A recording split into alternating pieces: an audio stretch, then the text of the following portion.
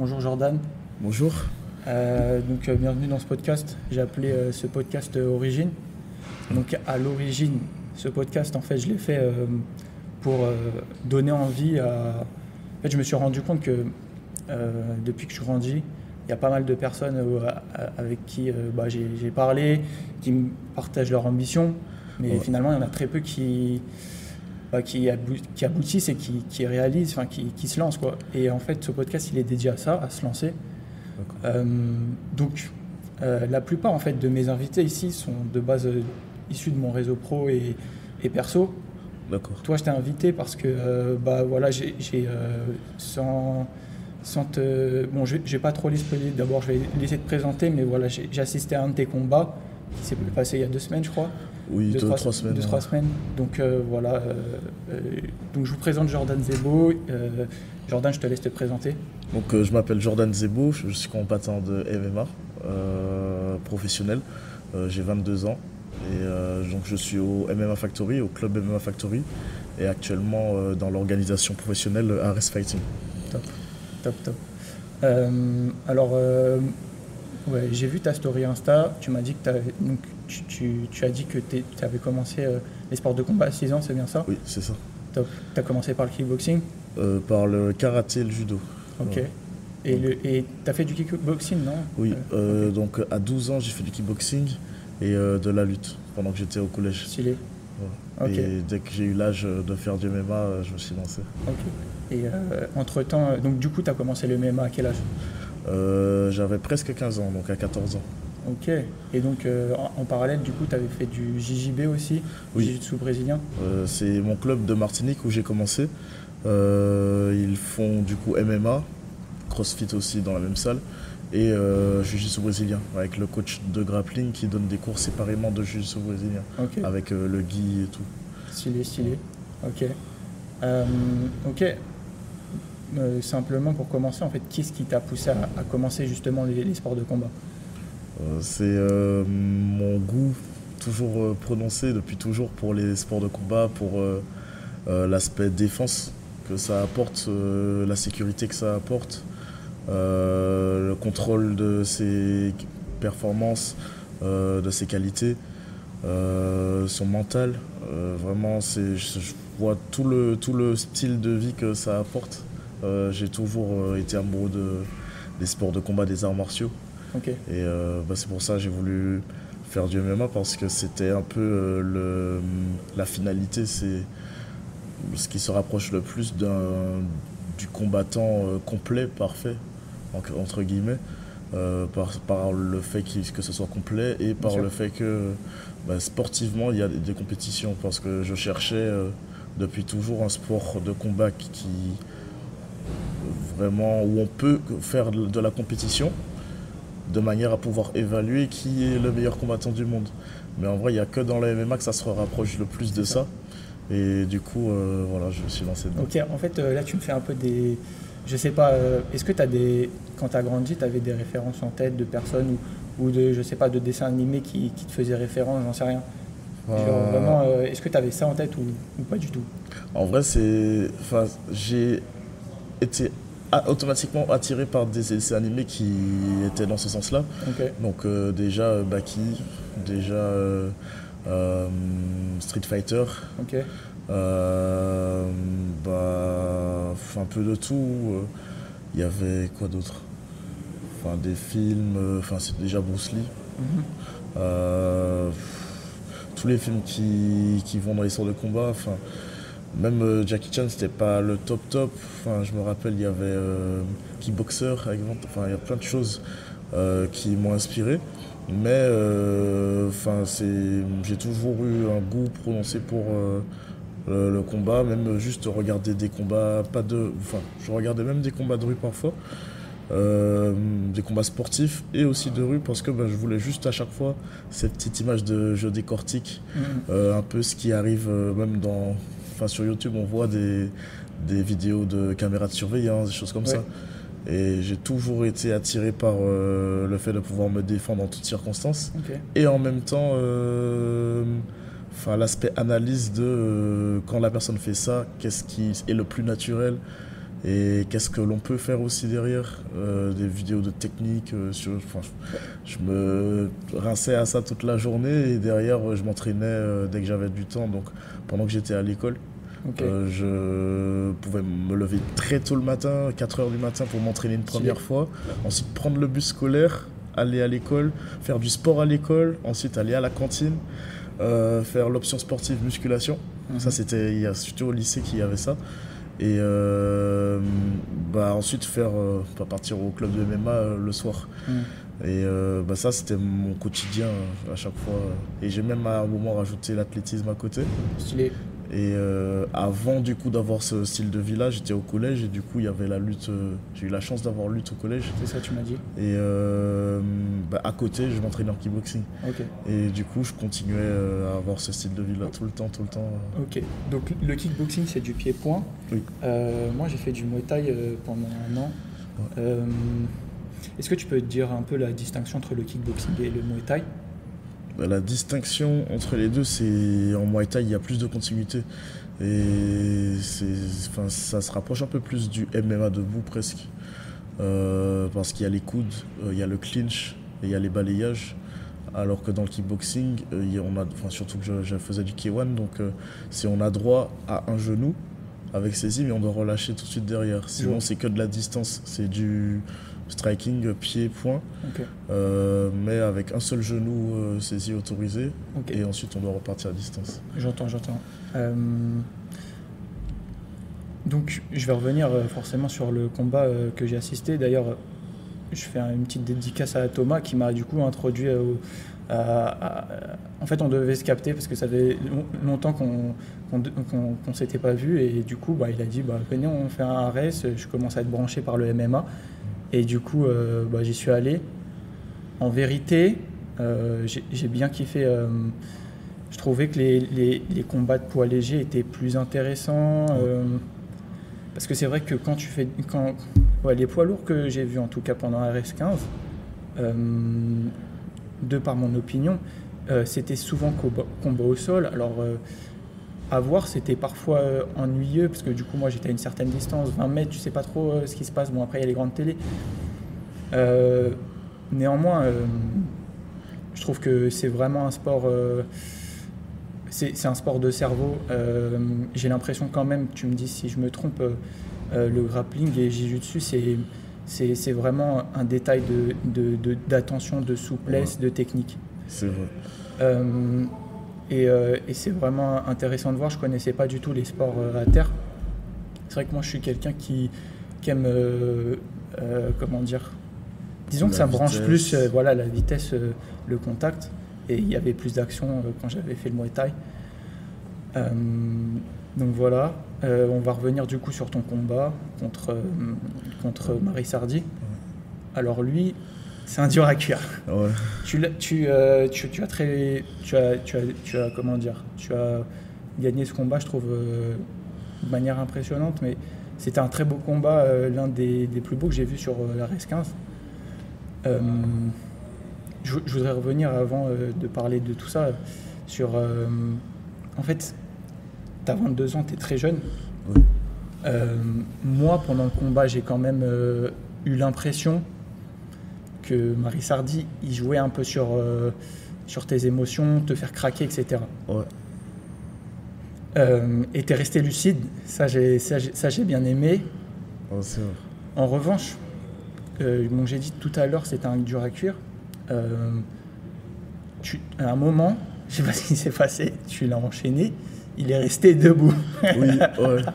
Alors lui, il est hyper connu pour ça. Ouais. Il résiste aux frappes, il prend des kicks en pleine tête et tout, et il tombe jamais, il vacille jamais. Ouais. Et vraiment, déjà, juste au premier round, le moment où je l'ai un peu sonné et qu'il s'est remis debout, tout de suite, je me suis dit, moi-même, j'étais surpris. Ouais. Parce que j'avais l'envie de le faire. Mais derrière, je me disais qu'on se prépare quand même à ce que ça ne fonctionne pas, du coup ne pas se cramer, etc. Parce qu'il est connu pour ça, il n'a jamais été fini. et derrière il est très puissant. Ouais. Et donc voilà, la stratégie c'était ça, c'est essayer de ne pas aussi tomber dans le piège du côté où lui c'est un vrai guerrier, il avance tout le temps, et il peut même provoquer et tout. Ouais. Du coup, ne pas tomber dans le piège. C'est ça. Vraiment, ouais, c'était un beau combat. Moi, il y a quand même un truc qui m'a perturbé dans ce combat, c'est ta vitesse de high kick. Ouais. Tu as une explosivité de fou. Marissardi, tu l'as battu par KO. Ouais. Mais il faut savoir que en high kick, mais il faut savoir que avant le KO, il s'en avait mangé 3-4 avant, Ouais, même peut-être plus. J'ai pas compté. Il y en a quelques-uns qui l'a bloqué un peu de justesse, ouais. Et d'autres qui ont vraiment fouetté en plein, mais vraiment. Enfin, juste un qui l'a plus sonné, mais sinon les autres il les prenait, ils continuaient à avancer, c'est incroyable. C'est impressionnant. Ouais. Voilà ma question qui arrive. Moi, à part le Muay Thai aussi, je suis passionné de sport, je fais un peu de tout. Et j'ai commencé la musculation en vrai au collège. Je faisais déjà dans ma chambre, j'écoutais du Caris et du Gradure pour mettre. Et donc, et après j'ai commencé la musculation en salle et j'ai commencé à avoir des coachs. Moi, je voulais savoir de quelle manière tu t'entraînes pour avoir cette explosivité-là, pour avoir une vitesse quand tu lâches ces high kicks-là. Comment tu travailles ça? Donc là, je suis suivi par un préparateur physique qui s'appelle Facel, Mathieu Facel. Et avant, j'étais mon propre préparateur physique. C'est-à-dire que durant les années de collège, c'était moi qui me formais pour m'entraîner avec des articles, avec des documents, avec des vidéos, avec les coachs qui m'accompagnaient. Je posais énormément de questions. Moi, j'ai toujours été connu pour poser un tas de questions, noter et tout. Et ensuite, quand je suis passé au lycée, encore plus, il y avait Madame Boniface qui était la coach à la fois d'athlétisme du club d'athlétisme d'à côté et aussi qui nous accompagnait lors de l'option musculation et athlétisme. Du coup, oui, on a fait une petite formation sur 2 ans où on pouvait avoir une qualification de coach en athlétisme et musculation. Du coup, c'est ce que j'ai fait. Et en même temps, elle aussi, je la soulège, je posais pas de questions. Et du coup, ça m'a beaucoup apporté sur le domaine de la force, de la puissance, de l'explosivité, parce qu'en plus, surtout en athlétisme, on en a beaucoup besoin. Et ça m'a un peu ouvert l'esprit sur différentes méthodes de travail, en plus de ce que je connaissais déjà dans les sports de combat. Et en fait, je suis beaucoup inspiré du travail de pliométrie et d'explosivité qu'on utilise en athlétisme, mixé à du travail spécifique pour qu'on fasse la transition vers les sports de combat de ces qualités physiques-là. Est-ce que tu peux rappeler ce que c'est le travail de pliométrie, si je le prononce bien? Donc pliométrie, en fait, il y a la pliométrie haute, la plus connue. C'est en fait, on a très peu de contact avec le sol à chaque fois, en fait. L'objectif, c'est miser beaucoup sur le renforcement et limite la raideur, toujours l'élasticité, mais la raideur des tendons et des tissus autour du muscle et du muscle aussi. Donc l'objectif, c'est que le muscle il se contracte le plus vite possible, donc d'où l'explosivité. L'explosivité, on a une force, mais l'objectif, c'est cette force-là, pouvoir l'utiliser sur le temps le plus court possible et monter le plus haut possible en contraction max. Je vois. Donc en gros, sur au mieux moins d'une seconde, arriver de 0 à la contraction max d'un coup. Derrière, il faut que les tendons et toute la structure autour soient suffisamment raides pour faire la transmission de force le plus rapidement possible. En fait, du coup, sur un rebond. La pliométrie, c'est un rebond, mais en puissance. Et du coup, beaucoup d'exercices comme les box jump, sinon les sauts de haie où en fait d'une haie à l'autre, on est à pieds joints et on doit sauter d'une haie à l'autre, mais avoir le minimum de contact avec le sol. C'est dès que ça touche, c'est plus une tape sur le pied que vraiment un rebond où on appuie et on redécolle. L'objectif, c'est vraiment très peu de contact avec le sol. Et on essaie d'avoir les ailes assez hautes pour vraiment se pousser à cette notion de puissance. Pas que de rebond, mais vraiment que dès que ça touche, ça tape le sol avec la pointe des pieds, sans que les talons touchent. qu'on puisse développer le max de puissance pour justement ne pas toucher la haie qui est placée le plus haut possible en fonction de nos capacités. Donc des petits exercices comme ça. Et derrière, soit un travail de contraste avec des kicks au sac. Par exemple, ça je le faisais beaucoup. Ça m'a beaucoup aidé pour la vitesse de kick d'ailleurs. De manière à sentir ses jambes légères. Et dès qu'on a fait ce travail de pliométrie là, faire un transfert sur le sac ou même sur des raquettes, ça c'était très intéressant. Donc encore plein d'autres méthodes encore pour la vitesse des kicks. Je voudrais, je suis assez, comment dire, moi dans ma vie de tous les jours je fais attention à ce que je mange parce que voilà, c'est une hygiène de vie que j'ai voulu adopter puisque j'ai été baigné dans le sport très tôt, mais pas les sports de combat, plus le foot. J'ai commencé au quartier, puis après j'allais de terrain en terrain. J'ai perdu le fil. La diète, c'est ça. Ok. Qu'est-ce que j'ai vu que dans tes stories Insta, tu mangeais beaucoup de protéinés, que tu variais tes sources de protéines, que ce soit protéines végétales, animales. J'ai vu des lentilles, j'ai vu du poulet. Tu as aussi porté l'accent sur pas de fruits, si je dis pas de bêtises. Ouais, pas de fruits, surtout en approche de combat. Okay. Parce que par rapport au sucre rapide, on essaie d'éviter au max. Ok. Donc un plat, est-ce que tu as toujours la même structure de plat, la même structure de plat? Bon, tu me dis qu'avant le combat, tu n'as pas de fruits, mais est-ce que c'est toujours le même nombre de protéines? Est-ce que tu prends des féculents? Est-ce que tu prends beaucoup de légumes? Est-ce que tu pèses ta nourriture? Comment ça se passe? Avant, pendant une longue période, je faisais. Mais maintenant, c'est plus à l'œil. Et par rapport à l'habitude, il y en a encore beaucoup qui le font. Après, on s'habitue et on voit les portions en termes de volume. Donc voilà, quand je suis dans des combats, j'essaie d'avoir quand même beaucoup de fruits en plus de beaucoup de légumes. Et je compense avec beaucoup de calories avec du riz, des pâtes, même je peux me faire plaisir, un peu de burger et tout. Mais je mets un maximum d'aliments bruts. D'aliments bruts, non transformés. Voilà. Et je vais chez le boucher aller chercher mon poulet, l'escalope, mon bourguignon et tout. Et je prends un max de filets et tout. Mais quand j'arrive au combat, là c'est vraiment que les aliments bruts, presque pas de fruits, c'est-à-dire parfois ça peut arriver pendant que je suis encore dans une période où je peux me permettre d'avoir un peu de sucre. Je prends quelques grains de raisin vite fait ou je sais pas, une pêche le matin vite fait. Et tout le reste de la journée ça va être légumes, viande. Et c'est vraiment la période où il y a le combat qui approche. Il peut y avoir une petite cuillerée de riz peut-être dans le début de la semaine et puis dès le mercredi, si le combat c'est le samedi, déjà mercredi il y a vraiment zéro sucre. Ça va être plus l'énergie va sortir plus du peu de gras qu'il y a dans la petite cuillerée d'huile que je vais mettre dans l'assiette. Et derrière la viande va être bouillie à l'eau avec les légumes par exemple, souvent. Ou bien sinon ça va être une viande, quand je dis bouillie à l'eau, c'est-à-dire avec les épices et tout, mais pas de sel, pas de sucre et pas d'huile. Et juste les épices et si les légumes ne sont pas cuits avec, je vais prendre des tomates et des crudités, des choses crues, comme ça il y a un maximum de vitamines et derrière je garde tout, vraiment tous les apports. Je voudrais juste rebondir là-dessus. Pourquoi il faut absolument pas de sucre rapide avant un combat?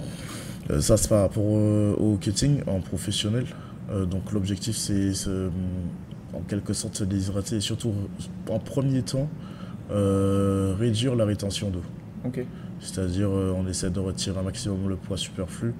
Donc déjà en amont on perd du gras, mais après le gras on passe à l'eau et c'est en réduisant au maximum les sucres et les sels que la rétention d'eau s'estompe quasiment complètement.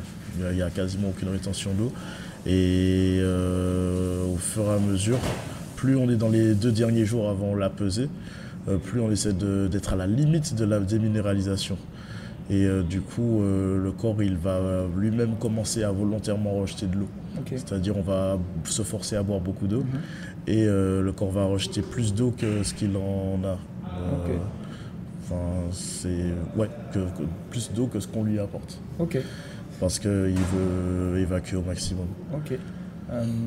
Quand tu te dis forcer à boire de l'eau, c'est genre, par exemple, à la journée, tu peux Il faut boire boire jusqu'à 6 combien? litres, entre 6 et 8 litres. Ok. Ouais. Et en termes de...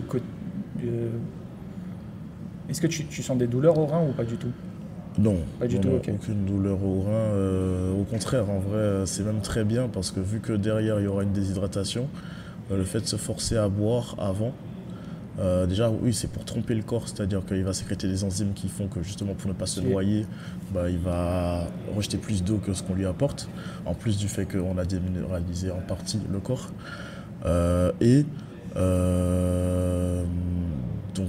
Lorsque l'on va être déshydraté derrière, les reins vont pas avoir un trop gros choc vu qu'ils ont tellement été rincés en amont que il n'y aura pas un effet de sécheresse avec une accumulation de déchets Ok. liés à la déshydratation. En vrai, ils seront déjà plus que nettoyés et en vrai, la déshydratation elle sera sur un jour. Ok. En vrai, un jour même pas complet, c'est-à-dire que c'est la veille de la pesée qu'on s'arrête à boire, on va dire vers 19h. Ensuite, on fait un premier bain, une première sudation, on bouge un peu, on fait une dernière séance. À la fin de la séance, pendant qu'on transpire encore, on fait un petit bain et on passe dans les serviettes et tout. Ensuite, on dort comme ça et c'est le lendemain matin à 8h le début de la pesée. Ok. Du coup, avant 8h, on fait juste un petit deuxième bain. Et en vrai, on reste vraiment, au final, vraiment déshydraté. Au final, vu que la séance dont je parle la veille, elle se fait souvent vers 23h, le plus tard possible, pour justement rester déshydraté le moins longtemps possible. Du coup, on n'a que petites heures de sommeil. Ça fait qu'on reste maximum 9 heures déshydraté, vraiment à l'extrême. Je vois. Maximum 9 Juste heures. pour la pesée. Voilà, juste pour la pesée. Et ensuite, on remange, on reboit, on rajoute des électrolytes dans l'eau, on rajoute des vitamines, on rajoute des sucres, on rajoute du sel. Vraiment, on verse du sucre, du sel dans la bouteille. Ok. Et on secoue, on rajoute un max en concentré. Et derrière, après, on commence à manger un peu les fruits, jus et du consistant, donc riz, un peu de viande, facile à digérer. Et voilà, sur toute la journée, Ok. on rattrape en fait. Je voudrais revenir sur encore tes combats. Ouais. Parce que du coup, je suis en train de me remémorer les... En fait, j'ai vu beaucoup de combattants parler après un combat tout au long de la soirée. Ils étaient... la plupart, ils pouvaient pas parler ou ils avaient du mal. Toi, tu étais essoufflé, mais tu t'arrivais quand même à bien parler. Ouais. Oui. Ouais, Le cardio, comment ça se passe? J'ai vu que tu courais pas mal avec tes potes, donc comment ça se passe? C'est quoi tes entraînements? Mes entraînements, en vrai, c'était avant, je courais beaucoup. Mais là, je cours quasiment jamais. C'est-à-dire, de temps en temps, ça arrive qu'on fasse un petit footing comme ça. Mais c'est pas dans le programme réellement. Ou bien, par exemple, quand on accompagne des amateurs à une compétition et qu'il manque un peu il manque peut-être 2-3 kilos max pour une pesée, la veille on court un peu, histoire que voilà, ils se dégourdissent un peu et puis ils commencent à transpirer et que ce soit facile pour eux de faire le poids après. On a un groupe où on essaie de toujours s'accompagner. Si un tel doit perdre le poids, on court avec, etc. Ça, c'est cool. Mais dans mon entraînement perso, c'est beaucoup en termes de cardio, c'est beaucoup de fractionnés, beaucoup de haute intensité, des circuits training avec le cardio-fréquence-mètre, histoire de vraiment savoir à quel pourcentage je suis. Et ces temps-ci, on pousse beaucoup la machine à fond. L'objectif, c'est rester le plus haut possible, longtemps dans le combat, histoire que dans le combat, j'ai jamais peur d'accélérer et de ne pas récupérer. Là, c'est pouvoir être le plus haut possible, le plus longtemps possible sur les 5 minutes, et derrière pouvoir récupérer au mieux sur les 1 minute pour repartir encore sur au-dessus de 85% de la fréquence cardiaque max. Et soit c'est à l'assaut bike, soit il y a le skieur qu'en ce moment on fait. Souvent on approche des combats, c'est beaucoup de spécifiques. C'est un circuit souvent qu'on fait où je suis au sac debout. J'envoie en puissance max et fréquence max. J'essaie de monter le plus vite possible au-dessus des 85% dès le début du round et je dois maintenir au-dessus des 85%. Je vais chercher le sac sur le tatami, je l'amène de l'autre côté du tatami, je le slam, je dois le frapper. Ensuite, Facel il court après moi avec les frites où moi je dois faire un sprawl, ensuite esquiver, remettre, ensuite repartir au sac, ensuite rechercher le sac. Enfin, c'est de la très haute intensité et ça reproduit un peu tout ce qui peut se retrouver en combat. Et à chaque fois, il y a l'aspect stratégie derrière. Donc, c'est tout ça combiné à la façon de bouger que je dois avoir en combat, le style de boxe, le style de réaction, le style d'amener au sol qu'on a choisi aussi. Et donc essayer de rester lucide et en même temps puissant et garder la haute intensité. Donc c'est bien parce que ça c'est à la fois physique et mental. Ok. Je voudrais rebondir sur deux choses. Donc la première que je trouve, je pense, intéressant et très important. Tu disais justement que quand il y avait quelqu'un qui devait prendre du poids, bon, on serre les coudes, on y va. Ouais. Comment tu gères ton entourage? Est-ce que j'essaie de bien formuler ma question, mais d'ailleurs, bon, avant de passer là-dessus, est-ce que il y a beaucoup de, enfin il y a beaucoup, j'ai entendu certains athlètes de MMA qui disaient que en fait ils s'entraînaient que quand il y avait un combat de programmé. Toi, est-ce que c'est ton cas ou alors tu t'entraînes en continu? Moi, c'est tout le temps en continu. Tout le temps en continu. C'est-à-dire que c'est à la fois pour techniquement continuer à toujours progresser, toujours que... Enfin, c'est Nicolas Haute qui avait sorti ce proverbe-là qu'il avait vu quelque part, c'est use it or lose it. Et en gros, c'est exactement ce que j'aime en fait. C'est faire les choses pour qu'elles restent tout le temps quasi acquises ou même qu'elles continuent à progresser parce qu'en fait, dès que tu les fais plus, tu les perds en fait. C'est ça, tu stagnes pas en fait. Tu cherches toujours la performance, le dépassement de soi. Voilà. Et justement, comment tu fais pour te dépasser? Est-ce que tu... Je sais que la plupart du temps, en fait, c'est souvent un combat contre soi-même. Mais ouais, comment tu cherches le dépassement? Est-ce que tu m'as dit que du coup, tu avais un coach, avant, tu n'en avais pas? Oui. Comment il cherche ça? Ou alors, c'est lui qui gère ou c'est toi? Il y a beaucoup moi. Derrière, il y a lui qui est là pour me pousser encore plus et surtout me rassurer sur des phases où, quand on est seul, on se pose toujours un petit peu la question, même quand on s'y connaît, on se dit est-ce que c'est une bonne chose, est-ce que là je pousse pas trop, est-ce que là j'abuse, parce qu'en fait on a tendance à être très perfectionniste. C'est ça. Et parfois s'entraîner trop quand il faut pas et s'entraîner pas assez quand on aurait pu pousser un peu plus. Et il y a la théorie et il y a quand quelqu'un est derrière toi et il peut adapter réellement à ce qu'il voit de toi et de manière objective sans être dans l'émotion. C'est ça. Donc ça c'est ce que ça apporte d'avoir un coach derrière. Et moi, ma façon pour me rester toujours motivé, même quand je fais mes séances perso, même quand je suis en sparring et tout, c'est toujours de me dire que j'aime pas du tout cette sensation-là. Enfin, tout le monde connaît ça. Quand on était petit, quand j'étais petit, je faisais ça. Et puis ensuite, on grandit et puis on n'ose même plus le faire. Ouais. Ou bien, il était une fois, j'avais tel record et puis finalement, je l'ai plus. Et en fait, ça, c'est toujours des frustrations que j'ai et qui me poussent à toujours vouloir être à jour et toujours me pousser à être performant. Et soit je maintiens, soit je progresse. Mais j'essaie de jamais aller vers je baisse ça pour monter autre chose. Et voilà, j'ai envie d'être vraiment avec les curseurs à fond. Mais je pense que alors du coup tu me dis que tu t'es entraîné depuis tes 6 ans, que tu t'es entraîné en continu, que tu as été curieux, tu as exploré différentes disciplines parce que tu voulais savoir, tu voulais atteindre la perfection comme tu l'as dit. Alors je pense que du coup, tu as utilisé un beau mot, l'équilibre. Je pense qu'après ça, c'est en fonction de soi-même. Moi, par exemple, je suis un peu le même caractère, mais pas dans le côté sportif.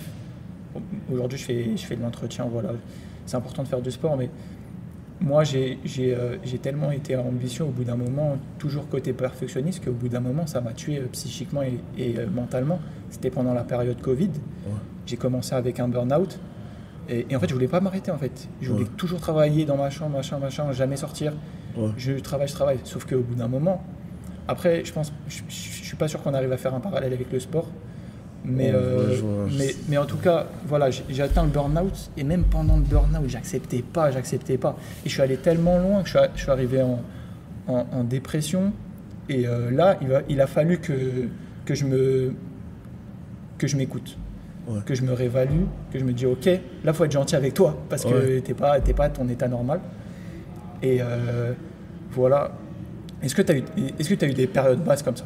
Ouais, enfin vraiment j'ai eu des périodes comme ça où enfin je sais pas si c'est exactement ça, mais en tout cas c'est très similaire dans l'idée où je voyais que j'étais réellement mauvais, méchant avec moi. Genre vraiment, enfin plus avec beaucoup de coachs, surtout au début, avec beaucoup de coachs qui me disaient que oui, enfin déjà physiologiquement c'est impossible. Derrière, je voyais que j'avais des blessures, mais malgré ça, je voulais m'entraîner quand même. Et en plus, je pensais me ménager, mais je ne me ménageais pas du tout. Maintenant, quand je reviens en arrière, mais bien sûr que c'est normal que je me sois blessé. Et c'est normal qu'à ce moment-là, je n'arrivais plus à progresser et que j'avais une fatigue récurrente et que c'était juste mon envie qui me maintenait. Mais derrière, le corps, il lâchait, il se détruisait en fait. Ça. Et enfin ouais, faut pas tomber dans cette forme d'addiction, enfin addiction plus maladie, c'est-à-dire que là je suis addict toujours, mais pas de manière nocive. Et en fait avant, il y a eu des périodes où c'était vraiment à l'extrême, vraiment où c'était du n'importe quoi réellement. Et en fait, faut réussir à comme tu dis, se réévaluer et peut-être faire confiance. Ça, c'est ce qui était très dur pour moi, faire confiance à la science, faire confiance à toutes les personnes qui sont là pour moi, au club. Parce qu'il ne faut pas écouter n'importe quel conseil de quelqu'un qui va dire « Oh mais non, il ne faut pas faire ça », alors qu'au final, heureusement que je ne les ai pas écoutés. Mais franchement, c'est ce qui me manquait. Je me renseignais. Moi-même, je faisais confiance à la science en quelque sorte, sinon je n'aurais pas voulu apprendre. Mais dans l'application, c'est très dur. C'est très dur de se dire non, on va juste faire ça. On a envie de faire la pliométrie, mais derrière on fait l'endurance et derrière on fait la force. On ne s'arrête jamais. Alors que le mieux c'est faire des blocs et tout. Moi je trouve que c'est un super travail, trouver ses limites, les connaître. C'est en fait en itérant avec soi-même et aussi en se jugeant par rapport aux autres. Je pense que comment dire, en fait dès que tu veux commencer, parce que bon après ce podcast il est un peu réservé pour les jeunes, comme je l'ai dit, il y en a ils hésitent, etc. Et en fait, il faut comprendre que des fois, c'est pas facile, qu'il y a des moments de solitude, de doute, comme tu l'as dit. C'est ça. Et que, en fait, tu n'arriveras pas à obtenir l'équilibre que tu veux directement. C'est en itérant et jamais lâcher que tu arriveras à trouver ton équilibre, parce qu'il faut se connaître soi-même. Et c'est vraiment ça, tu l'as bien souligné. Je voudrais rebondir. Ok, on n'a plus beaucoup de temps. Je vais poser une dernière question, ensuite deux dernières questions. Donc la dernière question que je voulais te poser, c'était par rapport au stress, comment tu gères tes émotions avant un combat. Est-ce que tu as des rituels? Est-ce que tu te prends pas trop la tête sur quel est ton état d'esprit? Avant justement, pendant cette période-là dont on parlait, où je mettais beaucoup la pression et tout, en vrai c'était plus dur d'entrer en combat. Parce que j'avais cette exigence et jamais aucun détachement. Et en vrai, j'avais toujours ce truc-là j'avais du mal à me faire confiance sur ce qui est réellement acquis et sur quoi je peux vraiment me lâcher et me dire, en fait, je me suis déjà entraîné et mon corps aura les réflexes. En fait, je restais trop dans la réflexion. Comme si le combat, la compétition, c'était un entraînement encore. Alors que non, enfin, c'est d'ailleurs pour ça que ça n'a rien à voir. Quand je suis à l'entraînement, je me torture l'esprit, je réfléchis beaucoup, je me mets dans le mal, j'essaie d'être le plus stratégique possible et je suis dans la progression, l'envie de... Enfin, je mets un stress derrière pour progresser. Le combat, c'est pas du tout ça. L'objectif, c'est se poser le moins de questions possible et faire confiance à ce qui sort automatiquement. Et aussi faire confiance à juste les quelques consignes, les quelques petites directives que le coin va dire, donc les coachs qui sont sur le côté de la cage vont dire pendant le combat voilà, passe plus à gauche qu'à droite, attention, lève un peu de cette main-là, etc. Des petits détails. Mais en vrai, faut pas réfléchir. Et moi, je m'en suis sorti mieux maintenant parce que je suis plus détaché. Je fais plus confiance au fait que j'ai tellement travaillé en amont à la salle. Et j'ai eu à un moment un combat où, d'ailleurs c'est mon premier combat pro, où j'ai combattu pas loin derrière un combat amateur que j'avais fait, environ dans les mêmes circonstances qu'un combat pro. Et dans ce combat amateur-là, j'avais beaucoup réfléchi. Et en fait, c'était le combat trop où je me suis dit, ah non. En fait, j'avais perdu par arrêt de l'arbitre. C'était un peu controversé. C'était comme c'est écrit TKO. Sauf que, en fait, c'est juste parce que pendant qu'il frappait, moi, je réfléchissais à pendant que j'attrape sa cheville, je veux faire tel crochetage ou monter contre la cage. Alors qu'en fait, ces moments-là, en fait, c'est pas comme à l'entraînement où... Et moi, il me touchait même pas. Mais l'arbitre a arrêté parce que c'est en amateur. Je sais pas, peut-être, aucune idée, c'était à l'étranger. Mais c'est vrai que ça m'a vraiment mis mal parce que je connais les règles amateurs. Et là, il n'y avait aucune raison d'arrêter déjà. Et en plus, écrire TKO, moi, franchement, mon ego, il a pris un gros coup. Mais en gros, ça m'a réveillé. Je me suis dit, mais en fait... c'est con. Je me suis dit, mais c'est ça mon défaut, c'est que réellement je réfléchis trop. Mais ça, je me le suis dit des années. Mais j'ai eu besoin de cet électrochoc-là pour me dire, en fait, réfléchis pas, fais, tu attaques. Et peu importe ce qu'il fait en face, tu vas le voir venir. Donc, s'il fait rien, t'attaques. Et s'il fait quelque chose, tu le contre-attaques et tu continues à attaquer derrière. Et en fait, c'est juste cette mentalité-là, quand j'entre, voilà, c'est ça. Et il y a un des coachs qui m'a dit ça. Quand tu rentres dans un combat, faut même pas qu'on ait la possibilité de voir, ni toi, ni les spectateurs, de si l'adversaire est fort. Faut même pas lui laisser l'opportunité de te montrer s'il est fort ou pas. Tu ne veux même pas savoir s'il frappe fort ou pas, tu ne veux même pas savoir s'il sait lutter ou pas. L'objectif, c'est tu commences, tu rentres, tu essaies de finir le combat.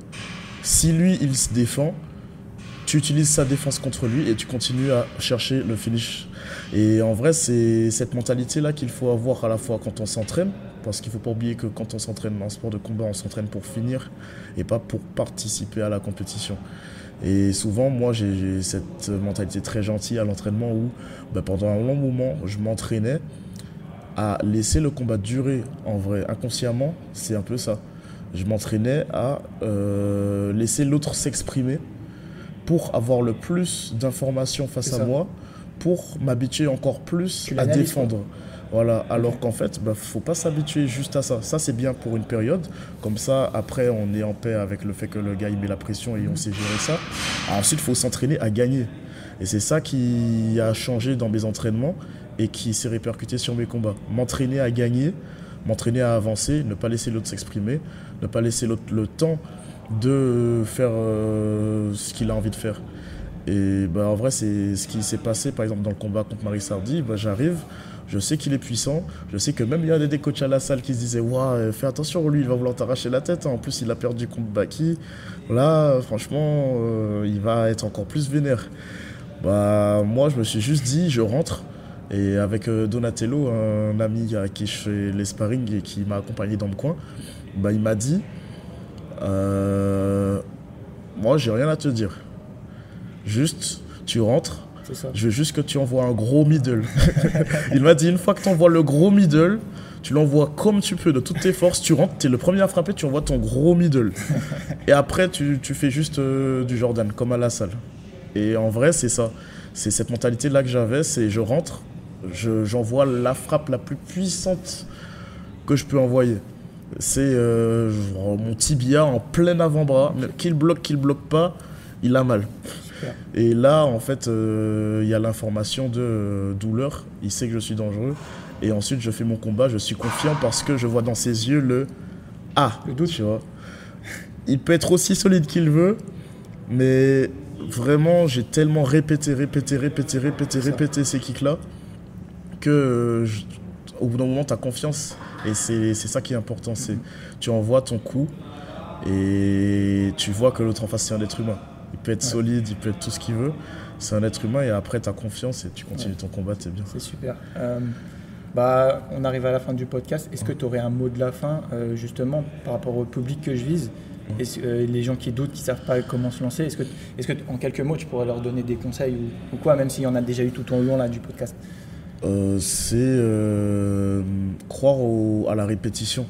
Parce que c'est ça qui pêche beaucoup, la répétition et la discipline. C'est-à-dire, au-delà du fait d'être motivé à soit répéter les techniques, ou réviser les choses, ou se renseigner, au-delà de toujours vouloir adapter, c'est bien de vouloir travailler intelligemment et tout, mais derrière, avant tout, ce qui est encore mieux dans tout ce qu'on veut entreprendre, c'est se dire qu'on soit motivé ou pas le jour même, mais on garde un objectif en tête et peu importe ce qu'il y a sur le chemin, on garde une même ligne directrice.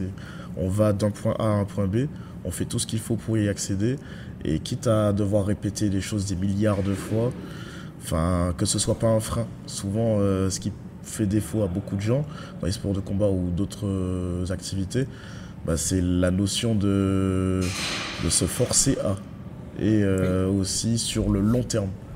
Donc voilà, juste ça. Super. Merci beaucoup Jordan. C'était un plaisir d'avoir échangé avec toi. On a pris beaucoup d'informations et c'était pertinent. Merci beaucoup. Merci à toi. Avec plaisir.